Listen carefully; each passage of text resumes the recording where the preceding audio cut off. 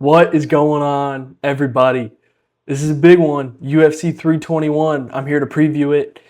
Big card, Abu Dhabi this Saturday. I'm recording this on Wednesday, October 22nd. The pod will come out on Thursday. If there's any movement in terms of the fight odds that I mentioned, if a fighter misses weight, if anything drops out, then that just means I was recording this before that happened, and I apologize. Hopefully we don't, because this is a really good card, one of the better cards of the year.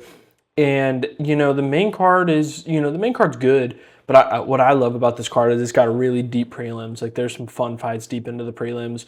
We're gonna break down each main card fight, and then we're gonna talk about the prelims a little bit. I'm gonna give you guys my picks for the weekend, and we'll be out of here. This is a big one, UFC 321, and we'll jump right into it. Main event. Tom Aspinall, the undisputed, not interim anymore, the undisputed heavyweight champ, defends his undisputed belt for the first time against number one ranked Cyril Gane. Aspinall's a minus 355 favorite. Gane is at plus 280 right now.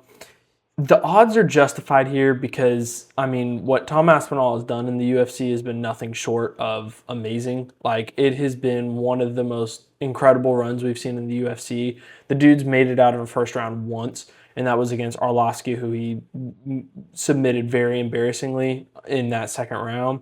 Besides that, Tom Aspinall just steamrolls everyone that he fights, and he's one of the most impressive fighters in the organization, and he's probably the first, new generation of heavyweights. You hear Joe Rogan say that a lot, and it's kind of a cliche, but it's true. He doesn't have any weaknesses in his game. He's so fast for a heavyweight. And what's even crazier about Tom Aspinall's speed is how big he is as a heavyweight to possess that type of speed.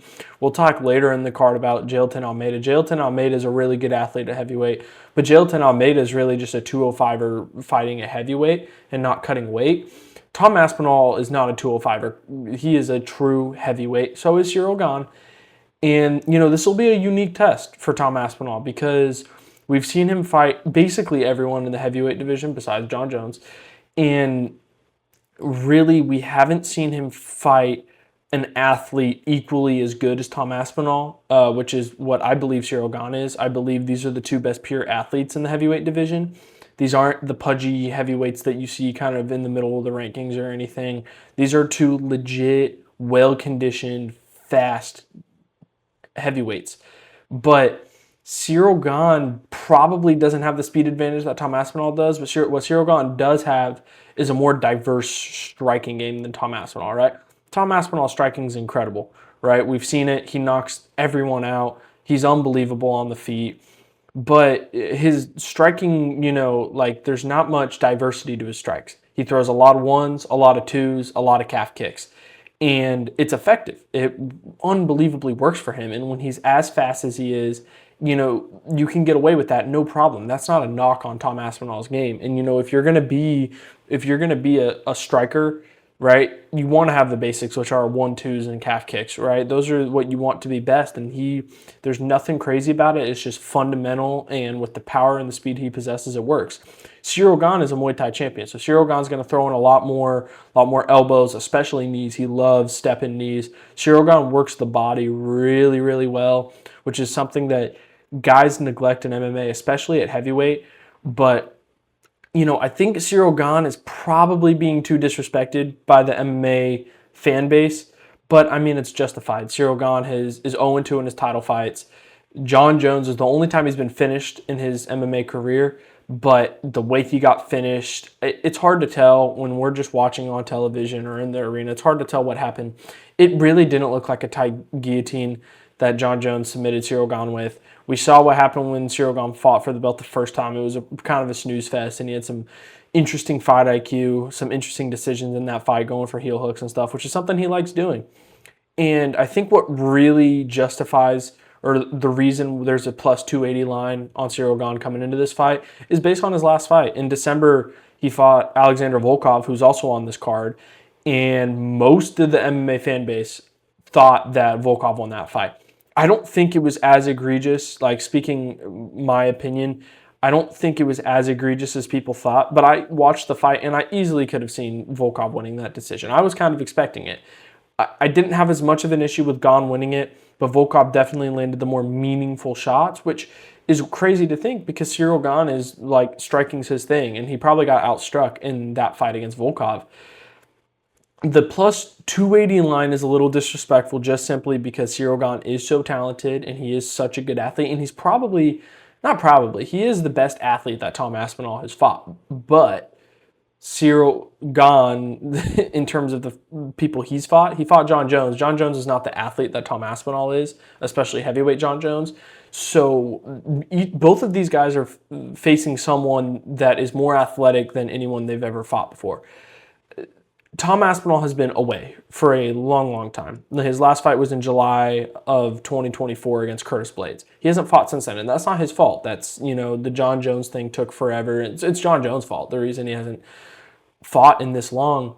I think we're going to see a Tom Aspinall coming out there to prove a point and do what he's done to everyone. And he's too well-rounded, he's too fast, and he's too powerful. So I'm taking Tom Aspinall in this fight for sure, but I think a lot of people are just they're just looking at Cyril Gane, they're just looking at his last fight against Volkov and the fact that he's 0-2 in title fights and acting like this is going to be just sanctioned murder. I don't think it will be. I think there probably will be a moment early in the first round where Cyril Gane does land a pretty good shot. I mean, against Sergey Pavlovich, when Tom Aspinall won the interim belt, he got caught before he ended up putting Sergey away.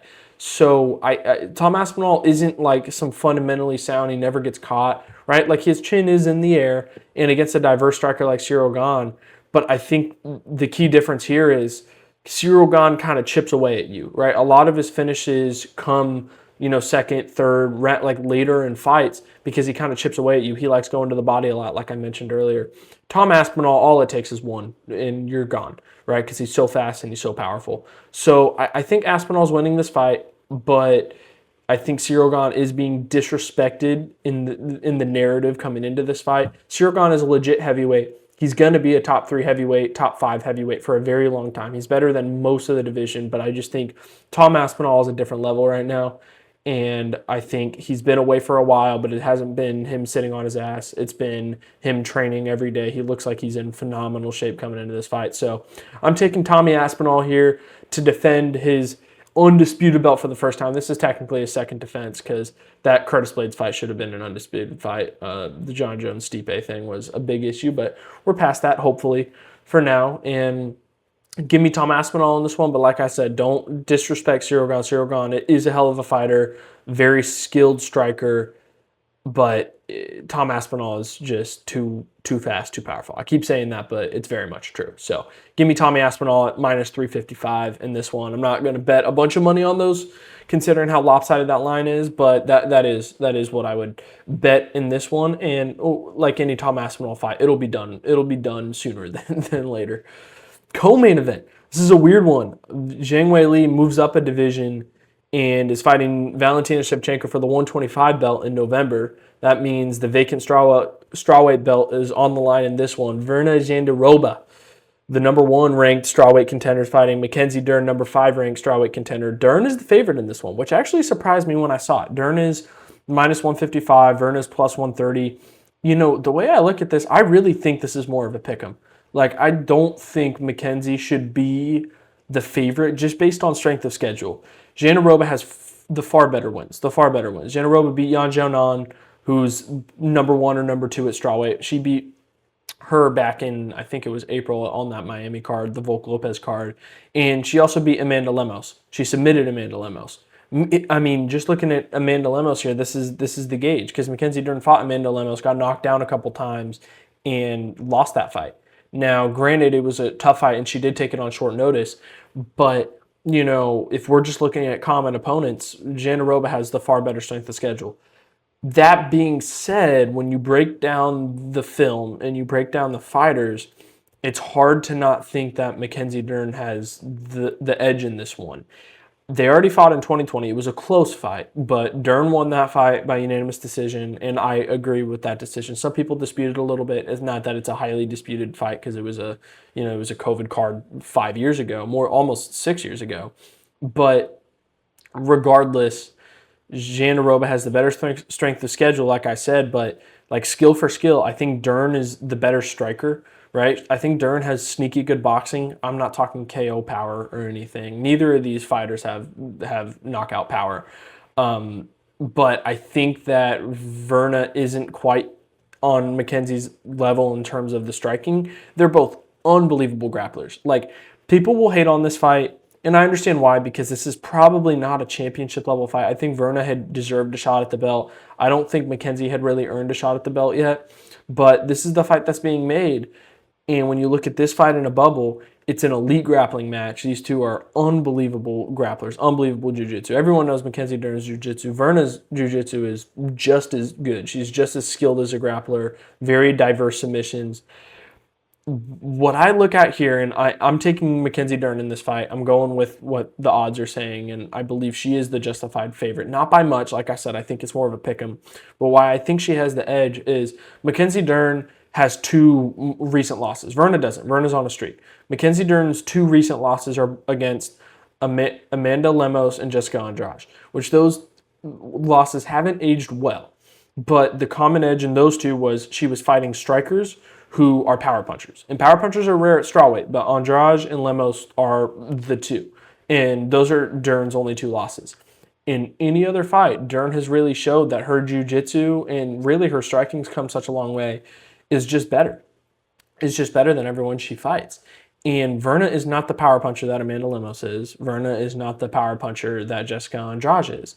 And if Mackenzie Dern's only lost to power punchers, at least in recent history, this gives me the confidence that Mackenzie's going to go in there and prove why she is a jiu-jitsu champion and has the slightly better striking. So I think it's going to be a little different. Mackenzie's more boxing. She trains with Jason Perillo down here in Southern California, and obviously he's more of a boxing coach. And then Verna is when she strikes, she'll throw some more kicks and stuff than Mackenzie does. But I think it's really close because sometimes momentum is everything in MMA, and when a fighter has momentum, it makes him unbeatable. Verna is the favorite when you just look at strength of schedule, but I think just skill for skill, this has Mackenzie Dern written all over it. So it's close, like I've been saying. I'm taking Mackenzie just because she's only struggled with power punchers, and Verna is not that. And I think it's going to be a fun fight. If you understand jiu-jitsu and you like jiu-jitsu, you're going to like this fight. This will be an entertaining fight. There will be some fun scrambles, some fun submission attempts. With that being said, the striking isn't high level, and honestly, I don't think this is a championship caliber fight. I think that if Weili loses to Valentina and she comes back down to 115, I think Weili's taking either of these girls' lunch money. I don't think it's particularly close, but who knows? Maybe one of them has a statement win in this one and it makes people like me think differently. I don't think this is a championship level fight, but it's for a belt, and if you can just like it for 5 rounds of really good grappling, I think it'll be just that. Featured bout. This is an interesting one. Number 2, Umar Nurmagomedov. He's minus 625 for this fight against number 9 ranked Mario Bautista, who's at plus 55 underdog. Feels like Mario's always disrespected. I thought in June Patchy Mix was going to go in there and submit Mario, and I was very, very, very wrong about that. And I think Patchy has not lived up to his Bellator hype in the UFC. But I also think Mario had an unbelievable game plan. And Mario's a game planner, and we've seen that. The Aldo fight was a snooze fest. It was boring. Aldo probably won that fight. But the game plan was to do against Aldo what people like Merab and Volk have done against Aldo, which is hold him against the cage, because even though he defends takedowns, he doesn't defend on the cage. He can't get off the cage. So regardless of if you like Mario Bautista or not, he's a game planner, and he's got really good movement. And I think that is going to make it a little more difficult on Umar's takedowns than people are expecting. With that being said, Umar is, if it's not for Merab, Umar's probably the champion of this 135-pound division. He just is. Umar is that good. Umar is so well-rounded, and I think even if this fight stays on the feet, strictly stays on the feet, which is where Mario's going to want it, I think Umar can outstrike Mario, especially when Mario might hesitate a little more on throwing because of the threat of the takedown. I think what makes these Dagestani guys like Umar, like Islam, they have good striking. They do. And it's not just because they have good striking, but it's because when that threat of the takedown is always there, that opens up more holes that you can exploit through your kicks, through your punches. Umar's lead leg is lethal, man. The way he whips his lead leg and throws head kicks, those body kicks, is unbelievable. And I think that this is similar to that main event where the underdog, the odds are so skewed. I think Mario at plus 55 is disrespectful because Mario's on a winning streak. He is. He's won a lot of fights in a row, and Mario is a very good game planner. He's a very intelligent fighter. But sometimes, man, these guys like Umar who are so well-rounded and so skilled and so strong for their weight class, it can just be too much no matter what your game plan is. I think a good fight to look at when thinking about this fight between Mario and Umar is the Umar versus Corey Sandhagen fight. Because Corey Sandhagen's another guy who's very, very quick on his feet, very good movement, very good footwork. Umar still found a way to get him down. Umar still found a way to hold him down at times, right? It wasn't easy. It was a close fight. It wasn't exactly like Umar 50-45, that fight against Corey. But I think Mario's going to come in with probably a similar game plan to Corey, which is going to be movement, pop and move. Regardless of if that game plan works or not, I think Umar's really good on the feet. He's an unbelievable striker. Give me Umar by decision here, but similar to like the past two fights I've talked about. I think these fights are closer than people think, and I think people look at one fighter, they look at the favorite, and they're so in love with the favorite and their fight style that sometimes they disrespect the underdog and they make it seem like it's going to be way more skewed than it is. I could easily see Mario taking a round here, but Umar's so strong, he's so quick, and I think it's Umar by decision here pretty safely. But, don't disrespect Mario, and I honestly, in my eyes, think there's a better chance of Mario pulling out this one against Umar than there is of Ciryl Gane beating Tom Aspinall in the main event. Granted, at heavyweight, everyone has a puncher's chance, but I think Umar is just really, really good, and I think the UFC wants the rematch between Umar and Merab. I think that was one of the best bantamweight fights of all time. Maybe I'm biased because I was in the building for that one, but it was one of the best bantamweight fights of all time. It was unbelievable. I think the UFC wants that again, and I think if Umar wins, they won't hesitate. Assuming Merab beats Petr Yan in December, they won't hesitate to rebook that fight, and I think it would be an amazing fight. I really do. So give me Umar here. He's got home field advantage. Mario's never fought out of the U.S., which is a big thing. He said that on Embedded. He's never fought a single fight outside of the United States. Going all the way to Abu Dhabi, especially against a Dagestani like Umar. Give me Umar here. Minus 625 is crazy. I won't be betting that, but I think Umar will pretty safely win this fight. Don't disrespect Mario, though. Don't disrespect Mario. We're going to heavyweight for this next one. This is the one I mentioned a little bit earlier. Number 2, Alexander Volkov, who's the underdog in this one, is fighting number 5, Jailton Almeida. Almeida is a minus 225 favorite. Volkov at plus 185. This is a title eliminator in my eyes. The only way it's not is if John Jones comes back and says he's fighting for the belt, or if Alex Pereira moves up and says he's fighting for the belt. If neither of those things happen, the winner of this is fighting winner of Aspinall Gane. And I think it's a really high-level fight, man. I really think this is a really fun fight. Almeida is the best grappler at heavyweight in my eyes, right? I know Curtis Blaydes beat him, and Curtis Blaydes is another grappler. That win, I don't want to call it a fluke because it was bad decision-making by Almeida. I mean, if anyone doesn't remember how that fight went, Almeida kind of dominated Curtis through one round, and then in round 2, when Almeida shot a takedown, Curtis, while defending the takedown, just kept firing hammer fist while Almeida was trying to take him down, and eventually it was ruled a TKO. It was an incredible finish, and I think it was really just fight IQ on Jailton's part, where it was like, oh man, I need this takedown. My only path of victory is this takedown. And, sometimes if you put yourself in too much of danger to go for a takedown, you got to back out and reset. And I think Jailton's learned that. He's won fights since. And I think Jailton pretty safely wins this fight. But, man, it is close. Maybe I'm leaning Volkov here. This is one, in my notes I have it. I have it, I say it here. I lean Volkov due to striking advantage and size advantage. And then all day I was thinking, I'm like, maybe I'd take Almeida. This is the closest fight on this main card, at least, in my eyes. I think Almeida's the best grappler at heavyweight, and his only blemish was relying too much on those takedowns, like I mentioned. But Volkov is getting better with age. He's been around for a while, and it just feels like he's getting better. Many thought he did not lose to Cyril Gane in December, like I talked about earlier. The thing about Volkov is we've seen him struggle with the grappling before. Not that he's been submitted a bunch or anything, but when he fought Curtis Blades in a 5-round fight, Curtis Blades really kind of put a beating on him with the wrestling and with the takedowns. And I think Curtis is a better pure wrestler than Jailton is, but I think Jailton's a more diverse grappler. He's better submissions, probably about as good ground and pound. So this is tough, man, because when Volkov's lost, it was against Blades, and it was when Blades was getting the takedowns early in the fight. That was a 5-rounder. This is only 3 rounds. So if you get taken down round 1, round 2, and held there, you got to get a finish in round 3. Now, this is heavyweight MMA, so it can always happen. I'm leaning Volkov, but this is a true pick 'em in my eyes. The fact that Almeida is a minus 225 favorite is really disrespectful to Volkov. The thing about Volkov is he's got the striking advantage for sure, and I think Volkov, as he's gotten older and he's become more seasoned in the UFC, Volkov has really learned to use his range more. I mean, Volkov is huge. He's the tallest heavyweight. He's the biggest heavyweight.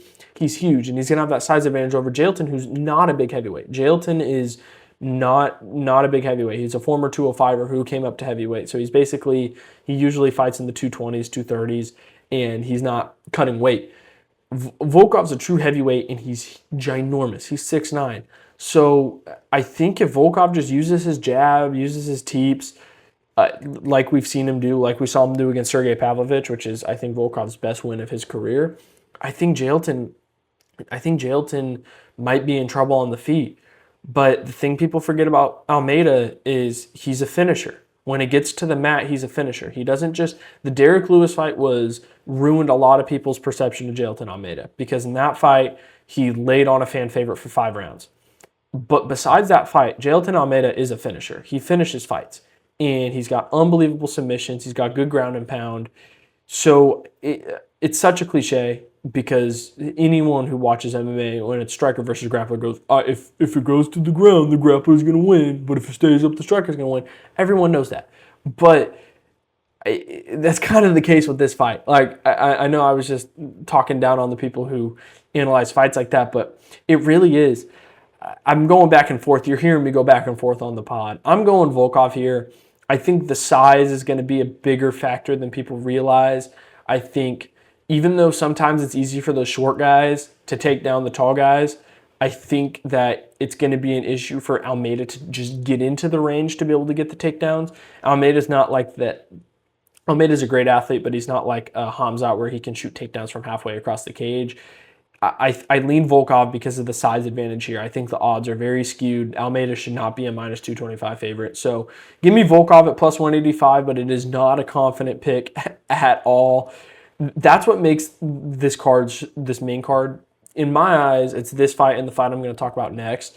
It's 2 fights with big boys, and you just don't know. And even though the odds may make the public think it's favored one way or the other, this Volkov Almeida fight in my eyes is a true pick'em, and I lean Volkov, but I am not confident. It's like I'm like 51% Volkov, 49% Almeida. That's why this fight's so great, and I think it's a high level fight, and I think the winner of this fight, unless it just ends up being an absolute stinker, is next in line for the heavyweight belt, unless, of course, like I mentioned, John Jones or Alex Pereira moves up. That's that. This is the main card opener next, and I just mentioned it. Some more big boys, not heavyweights. This is light heavyweights. Number 7 ranked Alexander Rakić is facing number 10 ranked Azamat Murzakanov. Murzakanov? I think that's how you pronounce it. I apologize. Rakić at minus 105, Murzakanov at minus 115. So this is a pick'em here. This is a fun fight, dude. This is a really fun fight. And it's 2 fighters who are trending in different directions. Azamat is undefeated. He's winning all of his fights in the UFC, so he's on the upswing, while Rakić is on the downswing. He's lost 3 in a row. Granted, one of them was injury. But I think Rakić is a good fighter. I really do think Rakić is a good fighter. And I think his last 2 losses were against Yuri Prohaska and Ankalaev, who are cream of the crop light heavyweights, cream of the crop 205ers. I think in my eyes, from what I've seen from Rakić, it's hard to tell because he hasn't looked great since the injury. He looked good in round 1 against Yuri. That obviously didn't hold. It's tough because it's hard to tell with guys when they have an injury if they ever come back and if they ever return to what you thought they were, right? Because pre-injury, Rakić had a lot of steam on him. He was a hyped up 205er. I kind of think about Jamal Hill in this instance, where Jamal Hill won the belt, tore his Achilles, and he hasn't been the same since he came back from that injury, and he's had other injuries that he's dealt with since then. And it's like that debate of, okay, was Jamal Hill ever good and it was just the injury that's really kind of screwed him, or was Jamal Hill never that great and he just beat up Glover? That was a good matchup for him stylistically. With Rakić, I lean the injury side. I think his game hasn't looked horrible, but like his game hasn't been there since the injuries. I'm taking Rakić in this one.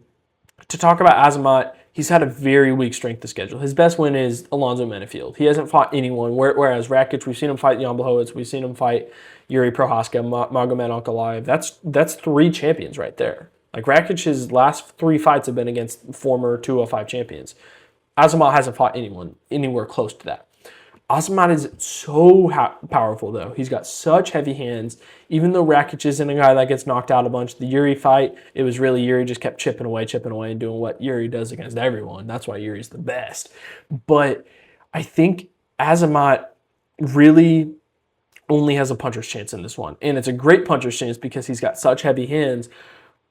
If I break this down stylistically, Rakic's leg kicks are really good. They're really good. They chewed up Yuri's leg in 1 round. Rakić is a really complete kickboxer, whereas Azamat's really just going to rely on the hands. He's going to put you on the fence. He's going to just throw massive shots and try to put your lights out. And that works, especially at the heavier divisions like 205 for this one. But Rakić, the movement, and he's going to pepper him with the leg kicks, especially because Azamat's very plotty and he's very, throws so hard. Typically, those guys are putting a lot of weight on their front leg, makes it hard to defend leg kicks. I think Rakić is going to take this one. It's at a pick'em, and I understand why, just because of the simple fact that Azamat has so much power in his hands. But I think this is going to be a statement win for Rakić. This is going to be like, remember. And I think Rakić is going to cement himself as a 205er who isn't quite on the caliber as the top guys, the Pereiras, the Ankalaevs, the Yuris. I would even maybe put Roundtree in there now. But I think he's going to show that he's also not a gatekeeper. He's not a bottom of the division guy. His place in the top 10 in the division is justified. And I think Azamat's a good fighter. I do. I just think that it's too reliant on the power, and it's not as diverse of a game as Rakić has striking-wise. So give me Rakić in this one. To summarize the main card picks, I've got Aspinall beating Gane. I've got Mackenzie Dern beating Jandiroba. Umar beating Mario Bautista. I've got Volkov, the underdog, beating Jailton. But like I said, I am not confident in that at all. And I've got Rakić beating Azamat. Some boring picks because the first 3, the 2 title fights and then the Umar Bautista fight, I'm taking the favorite in them. But, that's how I see it. And I honestly don't think any of these fights, I think the biggest disparity in these fights is the Aspinall-Cyril Gane fight. I think besides that fight, the rest of this card I think are pretty close fights. And that's why I'm excited for this one. But the main card, like I said when I opened up this podcast, the main card's great.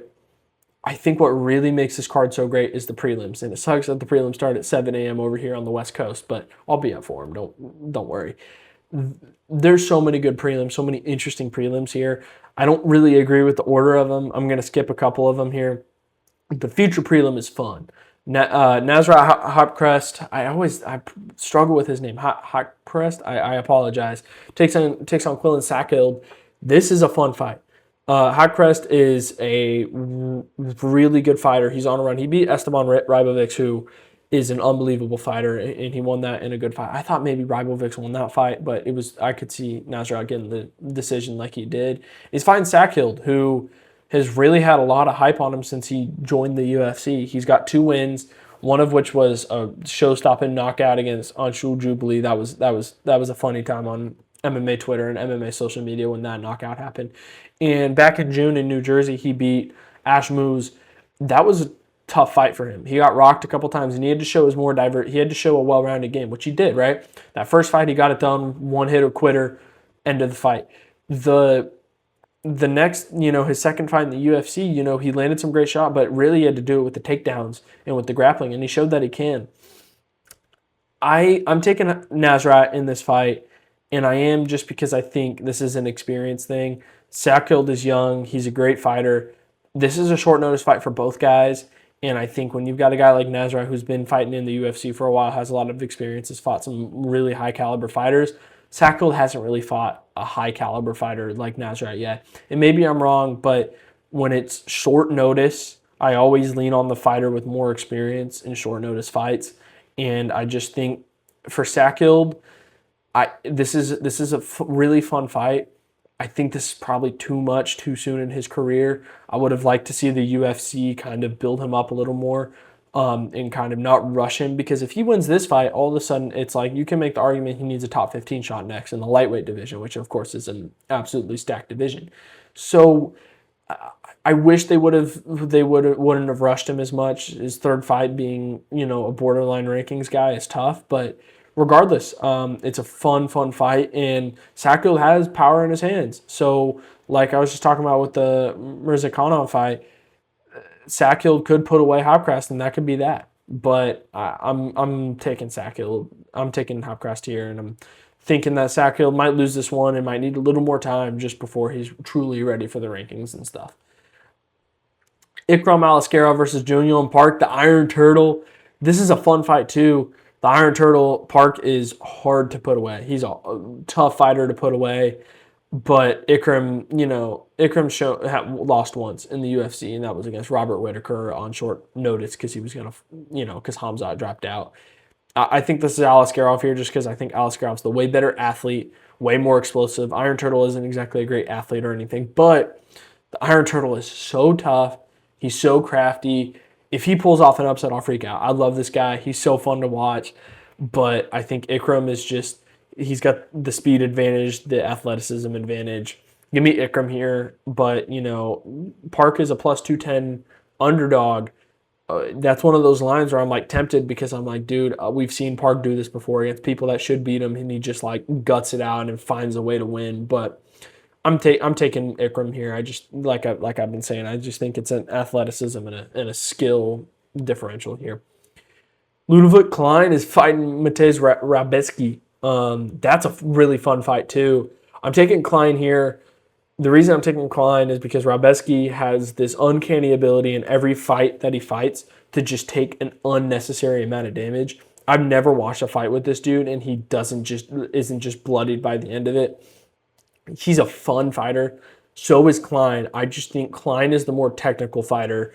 I think Rabetzky is a bit of a brawler, and he's taken so much damage in his fights against Chris Duncan and Diego Ferreira that I think at some point it catches up. He's not that far removed from his last fight against Chris Duncan, in which he took a ton of damage, right? And Chris Duncan's not even back yet from that fight. Chris Duncan fights in December. He's already rushing back. It's late October. I'm taking Klein here just because I think Klein is the more well-rounded fighter and the more technical fighter. Both these guys are super exciting. It's going to be a high-action fight. But, yeah, give me Klein here just because I think brawling is fun, but when you rely on your power so much that you get into these brawls and you just take so much damage, I think it just takes a toll. And I think a guy like Klein is going to make Rabetzky pay when he puts technique out the window to try and hunt a knockout. So give me Klein here. Some other prelims a little further down the line. Heavyweight Walter Walker takes on Louis Sutherland. It's uncanny. Is he what? 3 straight heel hooks? Three straight heel hooks in the UFC? Unreal. Yeah, 3 straight against Junior Tafa, Dontel Mays, and Kennedy Njeku. Walter Walker is unbelievable. To get 3 straight heel hooks, there are 3 different variations of heel hooks, and to do it at heavyweight is wild. It's an interesting fight because both these guys have had fights scheduled in the last month-ish, and their opponents have dropped out. It's heavyweight, so it's not exactly like they need to cut weight or anything. It's a fun fight. I lean Walter Walker because, a guy who has this much momentum is hard to stop against Sutherland, who's making his UFC debut. I lean Vulture, but, if he gets a fourth heel hook, man, if he gets a fourth heel hook in a row, unbelievable. I mean, what he's already done is impressive enough. Walter Walker could lose every single fight the rest of his UFC career, get cut, and we would still look at him and just be like, wow, this guy's amazing. This guy's amazing for doing what he's doing. So I like Walter Walker in this fight. If he gets another heel hook, unbelievable. Louis Sutherland is a legit heavyweight. Like, he deserved to be signed to the UFC, in my opinion. I think it'll be a fun fight. This is the fight that I'm maybe most excited for on the card. Nathaniel Wood is taking on Jose Delgado. This fight is awesome. It's also really frustrating because Nathaniel Wood might be the most disrespected fighter on the UFC roster. All that dude does is win. All that dude does is win. He's such a good fighter. He's so technical. He's got one loss in his last however many fights, and it's against Naimov, and that fight was, I don't mean to get into this again because I did last pod, Nathaniel Wood got screwed by nut shots similarly to how Kevin Holland did against Mike Malott. He got nut shot a bunch of times. Points weren't taken. He really got robbed and really got hindered in that fight because of the nut shots. Besides that, Nathaniel Wood is a killer, and he beats really good fighters, and he's really technical, and he doesn't really get the finishes, but it's never that he's not hunting the finish. I think he's just fought some really tough, really talented fighters that are hard to put away. Unbelievable striking game. He's got really good leg kicks, really good boxing. Jose Delgado's a dog, though. Jose Delgado is really, really good. And Jose Delgado's the favorite in this fight at minus 148 right now.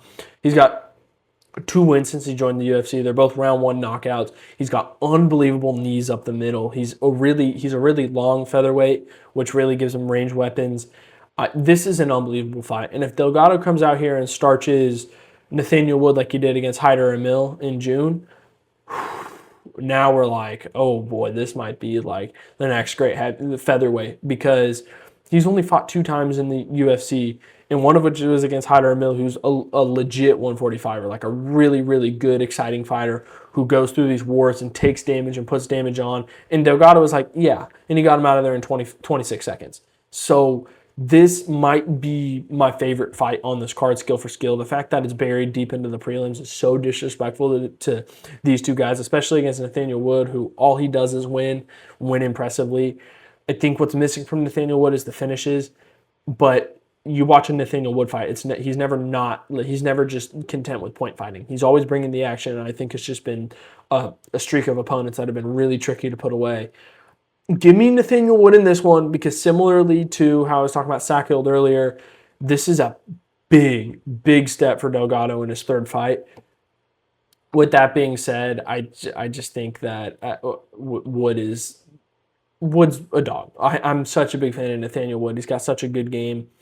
But if Delgado wins this, like I said, what do we do with this guy? I mean, give this guy a ranking. Give this guy a ranked opponent immediately. It'd be incredible. It would be incredible.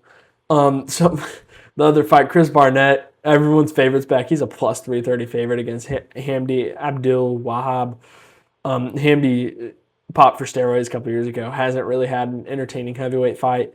Not exactly a elite heavyweight by any means. Chris Barnett's, dealt with some injuries, hasn't fought in a year. If Chris Barnett wins, there's not much. I don't have much technical analysis for this fight. If Chris Barnett pulls out a win, though, that'll be so awesome. That'll be so fun to watch.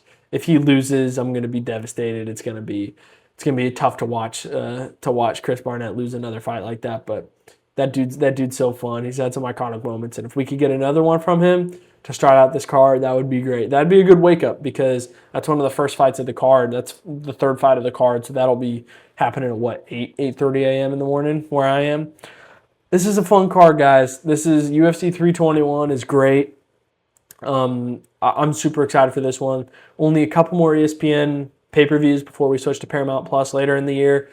And they're giving ESPN some really awesome pay-per-views. 322 is MSG. That'll be awesome. 333, the final card. They're stacking. That card's very similar to this one, where I think there's a lot of good prelims. I'm really excited for this one this week, and I think it's going to be a fun card. I'm a big Tom Aspinall fan, so I'll be rooting for Tom Aspinall. He's one of my favorite fighters in the UFC. Regardless, I think there's just a lot of opportunity for finishes, a lot of opportunity for some wars. It's going to be a fun fight. Abu Dhabi. Main card starts at 11 a.m. Pacific. That would be what, 2 p.m. Eastern. Prelims start at 7 a.m. Pacific, 10 a.m. Eastern. Fun fight card. Really excited for it. I will be there to recap it. I will have a recap, which will come out the next morning, Sunday morning, to recap this card, talk about the fights, do some matchmaking, what's next. But in the meantime, if anyone's here till the end, 40 minutes in, I appreciate you guys so very much. It means a ton. If there is anyone out there listening to the full length of the podcast, it really does mean a lot to me. Like I've been saying, I'm not doing this podcast with the intention of it blowing up. I just want to, get my sports takes out there, have some fun with it, and practice talking in front of a camera. And I feel like I'm doing it so far, and I'm having such a fun time doing this podcast. We'll have an NFL preview, which will come out tomorrow. So this podcast will release Thursday morning. NFL Week 8 preview will come out Friday morning. And then, of course, we'll recap this UFC card. We'll recap this NFL week. A lot of fun sports right now. We're at the peak of football season. We're at the peak of UFC season. This is great. Unbelievably excited. So I appreciate you guys for tuning in, and I'll catch you.